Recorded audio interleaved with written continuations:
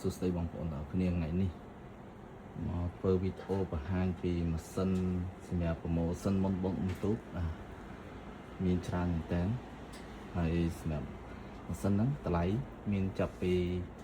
200ជាងក្នុងមួយឈុត300ជាង400ជាង500ជាងរហូតដល់1000ជាងអីក៏មានដែរបាទហើយសិតតែម៉ាស៊ីនដែលរៀបចំឡើងថ្មីនេះទេបាទបងប្អូនអាចតាក់ទងមកបានសម្រាប់ spec តម្លៃចាប់ពី$200ឡើងអីសម្រាប់ promotion អីហ្នឹងអាចតាក់ទងមកបានបាទអូខេហើយសម្រាប់បងប្អូនដែលចង់តម្លើងតម្លៃចាប់ពី400 500 700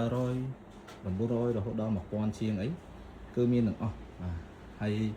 សម្រាប់ម៉ាស៊ីនមកទឹកអីក៏មានដែរដូចជា Mac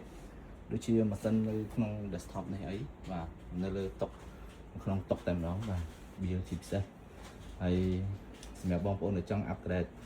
spec ផ្សេងអីអាចតាក់ទងមកបានបាទមានទាំងអស់នេះបាទអញ្ចឹងបងប្អូនដែលចង់បានអាវ៉ាន់ដែលមានគុណភាពតម្លៃធូរថ្លៃសមរម្យអីអាចតាក់ទងមកបានហើយខាងខ្ញុំក៏មានជួសជុលនឹង